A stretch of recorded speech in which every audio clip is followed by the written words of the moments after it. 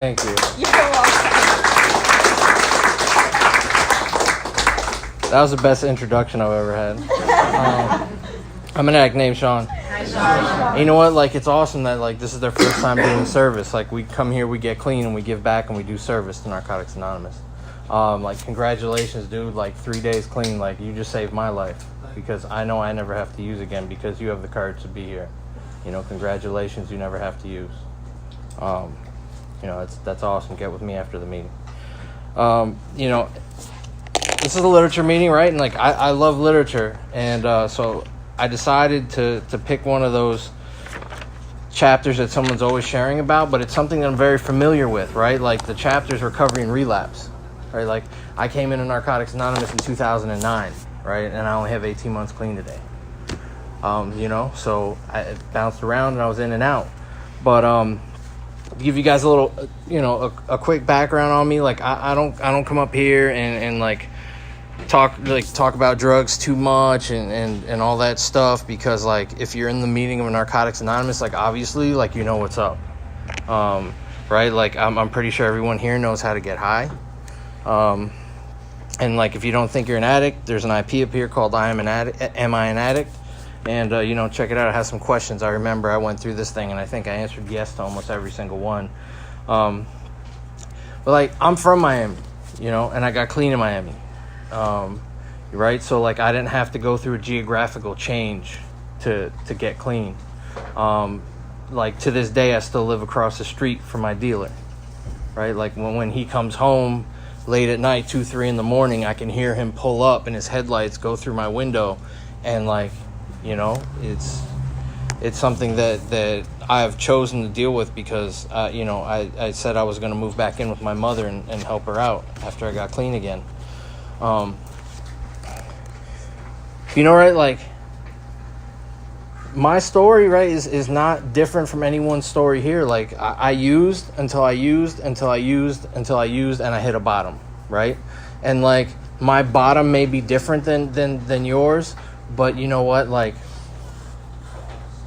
it's whatever brings you to your knees, whatever situation brings you to your knees is what it is, right? And, like, I can tell you that, like, mine, and I share this bottom to remind myself of where I was at, right? And you know, that's like 547 days ago, I was dead on the floor of a hotel room that was on fire, right? And, like, I was dragged out of that hotel room by police officers who brought me back to life. You know what? And, like, I was blessed with the opportunity to come back to Narcotics Anonymous, pick up a white key tag, and celebrate 18 months today, you know? And, like, just for today, I'll never want to fucking give that up, right? And, like, I'm sorry, I curse a lot. I really, like, it's just, I'll try to tone it down, but, like, I'm in a weird mood right now, and like, I'm gonna get into that because, like, this chapter talks about, like, sharing honestly and openly, you know, with people in Narcotics Anonymous, with your sponsor, with your network of people.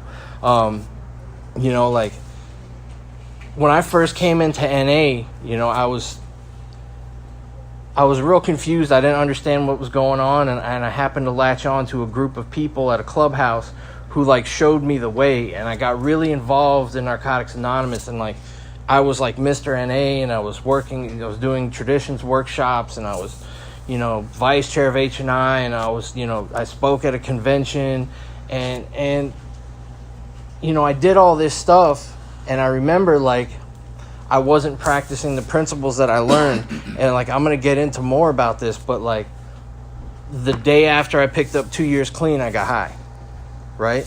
Because I chose to stop working a program of Narcotics Anonymous. Like, and I remember that day, right? Because, like, that day is what led me into 6 years of hell. You know, because after I used, I stayed out for 6 years. But, like, that day, I remember I was walking down the street, and, you know, something had been going on in my life, and you know, a situation, and I didn't tell my sponsor about it, and I didn't tell my network about it, and I kept it a secret, and that happened around 18 months. So, you know, I held on to it for 6 months. And I remember the day after I got 2 years clean, I'm walking down Fort Lauderdale Beach, and, like, those people that are handing out free shots in the little tubes, like, I just reached over and took one, right? Like, I reached over and took one, and, like, that's what started a relapse, right? And like a drug is a drug is a drug. It doesn't matter what you use, it's using. You know? And like that's one thing I have to remember in Narcotics Anonymous, because like I have to remember alcohol is a drug, and I have to remember that, or else like I can twist that shit in my mind and say, okay, I can have one glass of wine, right? Like I can have just one. But like I don't need to tell you about my run, right? Because like I told you about my bottom, and like that one tube of alcohol ended me up on the floor of that hotel, right? Like dead. So what happened in those 6 years is you know, it was just chaos. And you know what, like I'm glad I made it back. And like there was parts you know, in that 6 years where like I would come back. I remember one night I was all high, and I was like, I got lost, but I didn't even know where I was, and I was just walking around my neighborhood, and I pulled out my phone and I looked up an NA meeting, and happened to be a women's NA meeting, and like I walked into the women's NA meeting with no shoes on, in a wife beater and like pajama pants, all on some shit, and like they welcomed me into the meeting, put a towel around me, gave me coffee, and they were like, what's going on? And I was like, I don't know. I got clean in that area, and I know all these people from NA, and I don't know what's going on right now. They're like, just calm down. Like, just, you're safe. You're home. You know what? Like, they took care of me, and they dropped me off at home. What I used, right? Because, like, I still had that desire to use. And, like, there's it's funny because it's one of my favorite chapters, and I was saying there, I'm like, I'm not going to read the whole chapter of these guys. I'm just going to highlight a few things. Like, I highlighted the whole fucking chapter. Like, I really did. Like, if you know me, like, I love NA literature. Like, that's, like, this is my Bible, right? And, like, I highlight stuff, I write in it, and, I mark pages off, and, my friend Andrew says, like, if the book's not falling apart, the attic might be. And like I have to remember that, like, if I'm not reading my literature on a daily basis, like I don't do anything perfectly in my recovery on a daily basis. One thing I do is I try to read some literature. Like I have like all the NA literature on my phone. I drive around with my book in my car. You know what I mean? Like, and I pop it out, and there's a lot of people in this room that know me, and they see me walking around with this every once in a while, right? And like that's what I have to do on a daily basis to stay clean, is to stay connected, right? Like, I don't ever know where my juice is going to come from, but I have to stay connected to the juice. You know what I mean? Like, it may come from helping a newcomer. Like, it may come from someone who just picked up a white key tag and having 3 days clean, right? Like, that charges me. That gives me hope. Here's something. Relapse is a reality. It can and does happen. Experience shows that those who do not work our program of recovery on a daily basis may relapse. We see them come back seeking recovery. Maybe they were clean for years before their relapse. If they're lucky enough to make it back, they're shaken badly. They tell us that relapse was more horrible than earlier use. We have never seen a person who lives the Narcotics Anonymous program relapse, right?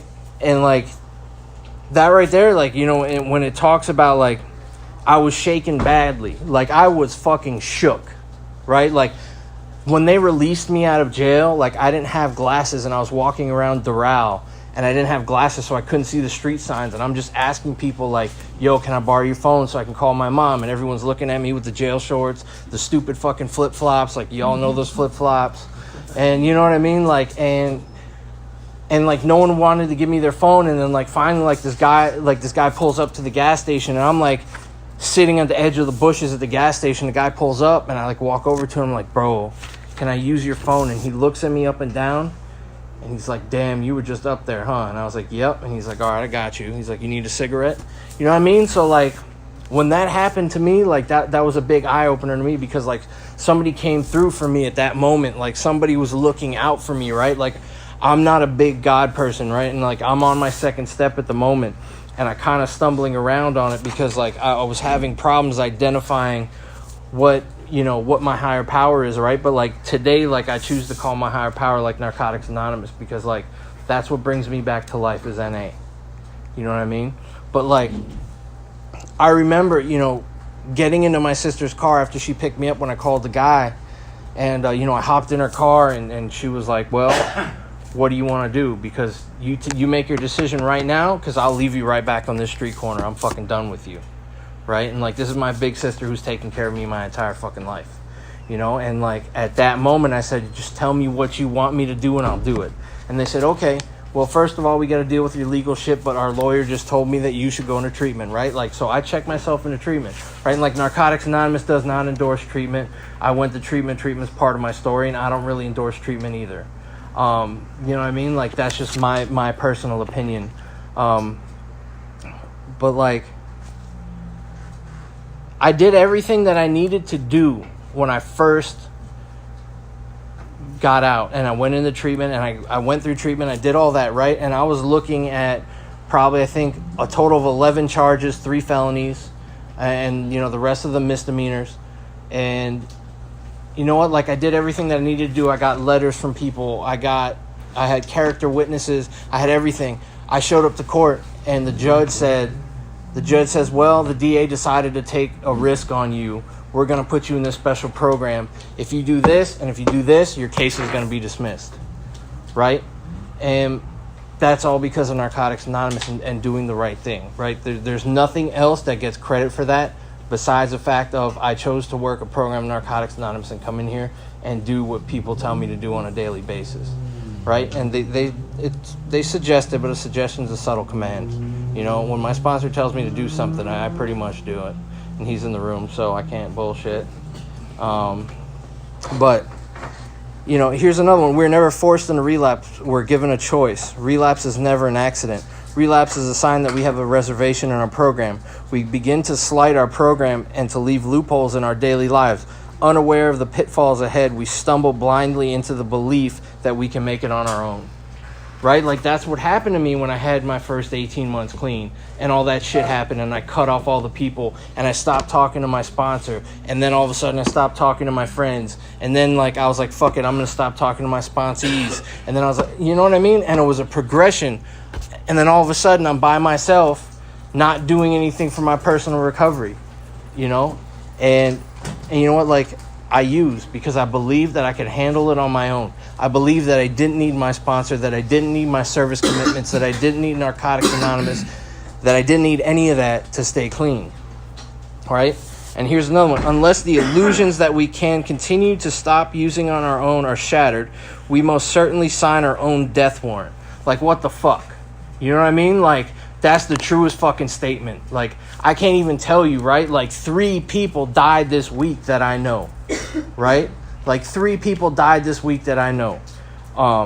And like, they made a decision to use. And they made that same decision that I made to walk away from the program. And you know what? They got high. Right? And like, I knew they were out there, and I was talking to a couple of them on Facebook, and there was absolutely nothing I could fucking do besides tell them that I love them. Right? And like, if you know me, like, the one thing that I will tell anybody in Narcotics Anonymous, I will always hug you and tell you I love you. I don't care who you are. Like, if I don't know you, like, I love you. Like, if no one's told you guys today, like, I love you.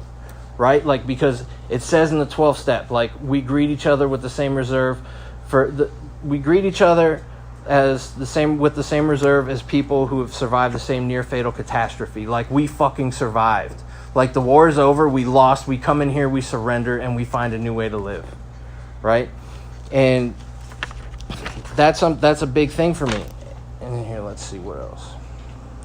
And then here's another one, and this was like a really old thing that I had highlighted here, but like, this is one of the most powerful lines in the literature that speaks to my character, right? Like, I can't tell you guys if it speaks to your character, but I know as an addict, like, this line right here, there's something in our self-destructive personalities that cries for failure.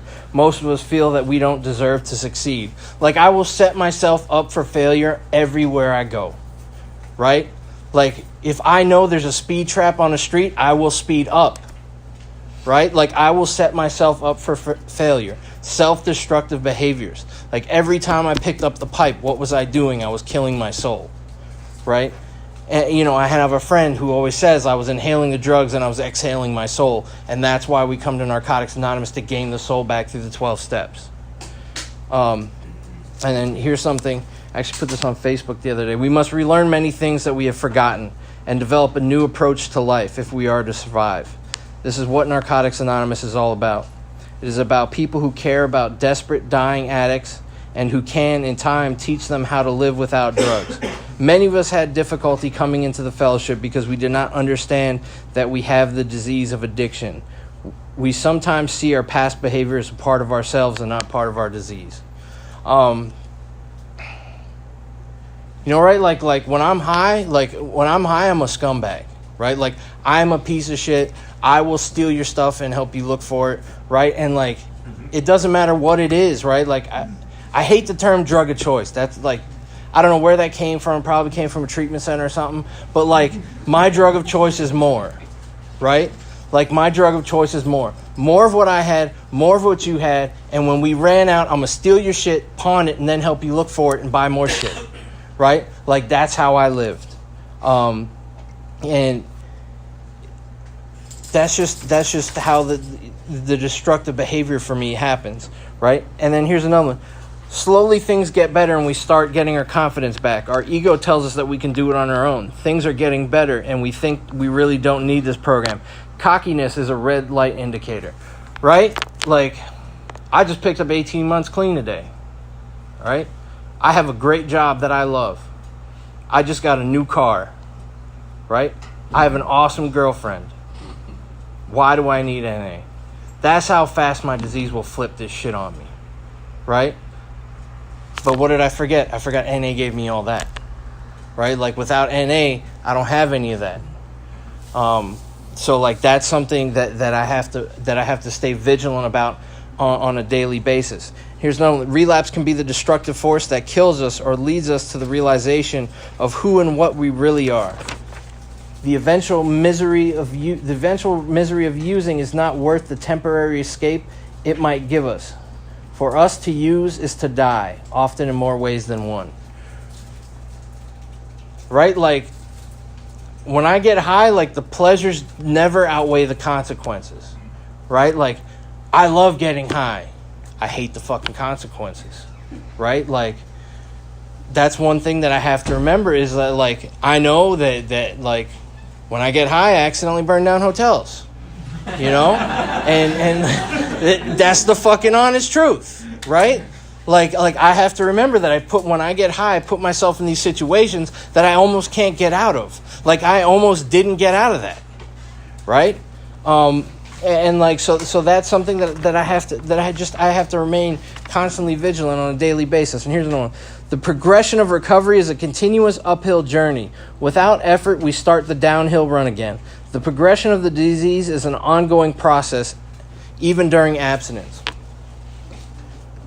Right? Like, if I stop taking my medicine, my disease is going to take off, right? When I was highlighting this, I was trying to think about it, and like, I literally had to take my diabetes medicine at that moment. And my thing is, right, like, I'm a diabetic, and if I don't take the medication that I need at that time, like, it's going to get worse. You know, and then if I continually not take my medication, I'm going to be fucked up, right? So, like, if I don't continue my medicine for the disease of addiction to come in here and share honestly and openly and, you know, call my sponsor, which I probably don't do as much as I should, and do all these things, you know, like, if I'm not working a program, you know, and if I'm not working the program, like, I will use again. And I've proven it to myself. And like, I came into NA probably about 3 years ago, right? And my dad was dying of leukemia. And I said, man, I don't think I'm going to, you know, I knew I wasn't going to make it. I just, in my head told me, my disease told me, like, you're not going to make it through this clean. You might as well just use, right? But fuck it, you already have 9 months, so just keep going to meetings, right? So, like, I was using and I was going to meetings, right? Like, I picked up medallions high, you know? I spoke at meetings high, you know? I remember I picked up an 18-month medallion and I was so messed up I couldn't even stand up, right? Like, I was just leaning against the wall. You know, I had taken so many Xanax before the meeting that, like, I'm just leaning against the wall, like, you know, and it makes sense. And, like, just the people in the meeting, they knew what's up. Like, a dog can smell a dog. An addict knows when another addict is high, right? And side note, like, you know what? Like, if you're in a Narcotics Anonymous meeting and you're high, like, it's okay. Welcome home, right? Like, no one here is going to beat you up for that. You know, just keep coming, and eventually something will click. You know, don't ever let that shame and guilt keep you out. You know, and like some of that talks about it here. We come here powerless, and the power that we seek comes to us through other people in Narcotics Anonymous. But we must reach out for it. A closed mouth doesn't get fed, right? If I don't ask for help, like if I don't call my sponsor and tell my sponsor what's going on with me, or if I don't show up to a meeting and tell him what's going on with me, then I just fucked up, because like I can't get the help I need, you know? Like I know what, like right when I got here, like I'm gonna tell you guys this, like 2 days ago my uncle went into the ICU with breathing problems. Today at 2:00 I went and visited him at the hospital, had a complete conversation with him. And then like around 7:00 I get a call telling me he's not gonna make it through the night. Right? And like this guy is like my second father. I didn't, like, when that hit me and I got that phone call, like the only thing that I could think about at that moment was like fuck, you know? But like I know that I have to come here and I have a commitment. And the thing I did was I walked right into this room and I told my sponsor and my sponsee brother immediately. Right? Like I don't have to go anywhere with that pain, because like, and I just told all y'all. Right? Like I just dropped the pain in here, and now I can leave here and go show up for my family and be there because they need me right now. Right? And before, like when I was using, it'd have been like, yo, let me pop this real quick. I'm going to pop this, and then I'm going to go take care of them and sit there and be with them, and then I'm going to nod out in the waiting room and miss everything. Right? And like that's what I used to do, and I did that while my dad was dying. Complacency is the enemy of all members with substantial clean time. If we remain complacent for long, the recovery process ceases. The disease will manifest apparent symptoms in us. Right? Like I was just saying, like, you know, my clean time can work against me. Right? And I have a good friend of mine, and he's always counting his days. Right? And like I can tell you I have 546 days clean today, right? I don't need to look at a clean time counter or anything like that. Like I count my days on a daily basis. And like if you know me and you ask me how much clean time I have, I tell you in days.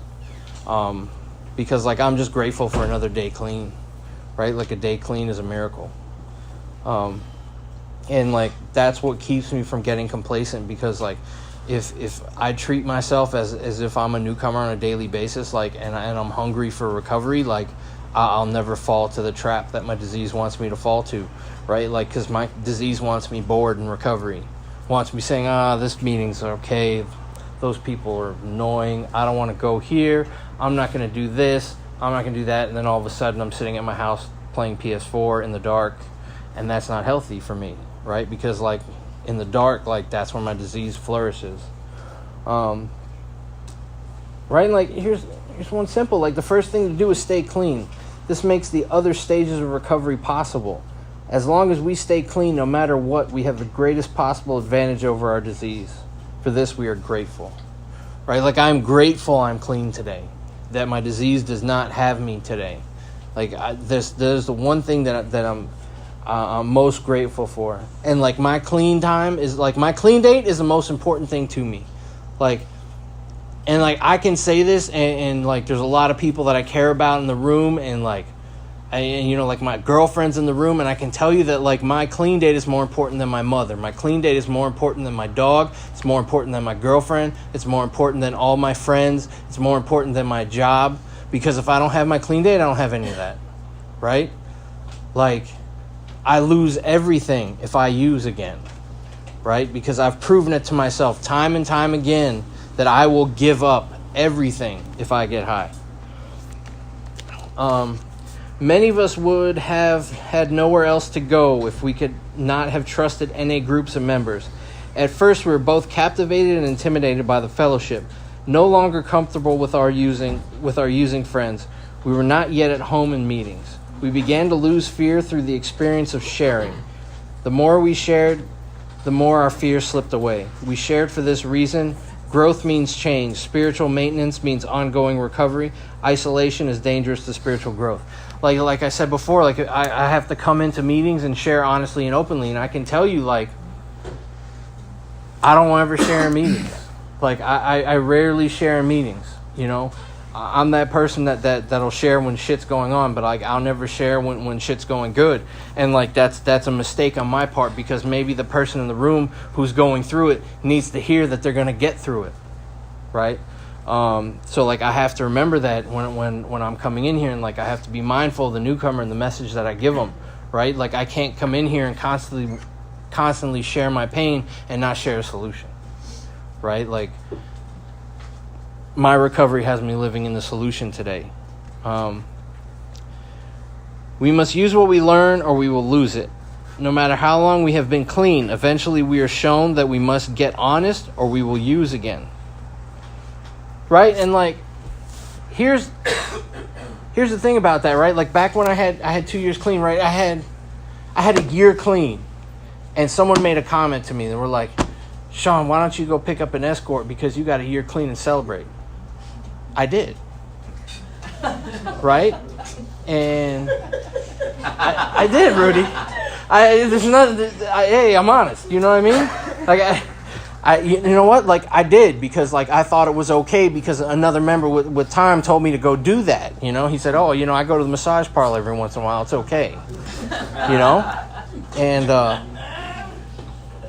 that opened a can of worms, because then I lied to my sponsor about it. I didn't tell my sponsor about it, and I didn't tell my friends about it. So that's a little dark secret that I had. And then all of a sudden, that little dark secret turned into a few more dark secrets, and all of a sudden I'm using over those dark secrets. You know what I mean? Because I'm only as sick as my secrets. So, you know, these are all things that I have to remember. That have to be honest, right? Like, I try to be as honest as possible. I'm not a perfect person. Like, I come out the side of my neck and I tell people about themselves all the time. And, you know, especially on Facebook. You know, if you're my friend on Facebook. But, you know, it is what it is. Like, I'm not perfect, but, like, I try to be honest when I'm not hurting someone else, right? Can't just call someone an asshole for no reason. You know, and here, relapsers may also fall into another trap. We doubt that we can stop using and stay clean. We can never stay clean on our own. Frustrated, we cry, I cannot do it. We beat ourselves as we come back into the program. We imagine that our fellow members will not respect the courage it takes to come back. We have learned the utmost respect for the type of courage we applaud heartedly. It is not shameful to relapse. The shame is not coming back. We must smash the illusion that we can do it alone. Right? Like, if you guys have relapsed before, and like you're in here because like you have a relapse, and you're like, you're saying like, I only have 27 days clean. Like, fuck that. You have 27 days clean. That's motherfucking 27 miracles. Right? Like, congratulations. You're my fucking hero today. Right? Like, because you're clean. Right? And like, congratulations, because like, that's the type of shit that I come to meetings for. Right? Like, I have a lot of friends with clean time, and I can call them and hear that good Gucci shit. But like, sometimes I need to come into a Narcotics Anonymous meeting and hear the newcomer share the pain, right? And like, see somebody do that walk of shame to pick up a white key tag. You know what I mean? Like, because I did it a million times, right? Like, I have a Publix bag of white key tags at my house. You know, I'm not even lying. Like, I have enough white key tags to like build a house. You know. I had 6 years of trying to come back to you guys. 6 years of being out there and being in pain, hating myself, afraid to come back. And then when I came back, afraid that everybody was talking shit. When, I mean, wrong, no one's perfect. Some people are going to talk shit, but just ignore them and keep it moving. Right? Like, you know, in this chapter it says we came in here to save our ass, not our face. Right? Like, if someone's going to talk shit, like, fuck them. Just keep it moving. Like, I used to let that shit get to me and let it drive me out. And you know, like, it kept happening to me over and over and over. And then finally, like, I remember when I got my 1 year medallion, this past 1 year medallion, my sponsor gave it to me. And he said, and this is gonna stick with me. He said, "There's something different about Sean this time," when he presented me my medallion, right? And like he was my sponsor back when I had the 2 years clean, and like, what's different? I just don't give a fuck, right? Like the only thing that matters to me is my clean time. Like if you like me or not, I don't care. I still love you, right? Like. You can curse me out and talk all you want behind my back. Like, it's cool. I love you. I don't worry about it. Like, it's all good. And, like, that's the one thing that I never had was the fact of I always wanted to impress somebody else. Like, even if I was impressing, like, people in NA, like, doing a bunch of service commitments and stuff like that. Like, it's all good. Like, today, like, I have my one little quiet commitment. I have a home group. You know what I mean? Like, I have a sponsor, and, like, I'm just doing this damn thing. And, like, that's the best I can do on a daily basis just for today. And then, like, I just talked about this. Like, if we relapse, we may feel guilt and embarrassment. Our relapse is embarrassing. But we cannot save our face and our ass at the same time. We find that it's best to get back on the program as soon as possible. It is better to swallow our pride than to die or go to permanently insane. Right? Like, I don't know, maybe I'm permanently insane, but you know what I mean? Like, come back. Right? Like, if you relapse, come back. That's all I care about. Like, come back. That's that. And like, when you come back, I'm going to tell you to fucking stay because it sucks out there. Right? Like, someone told me when I first came into Narcotics Anonymous back in 2009, they said, Sean, when my first friend died, they said, you're going to go to more funerals than medallions. And you know what? Like, that's been the truth since I've been here, but it doesn't have to fucking be that way. Right? Like, in this chapter it says, we've never seen, I read it before, like, we've never seen, what is it? You got it. Person working the program Narcotics Anonymous relapse. You know what I mean? Like, so we come in here and, like, we work a program, and, like, Narcotics Anonymous is my home, right? Like I attend Narcotics Anonymous meetings. I have an NA sponsor, and I work NA steps, and, like, that's just for me.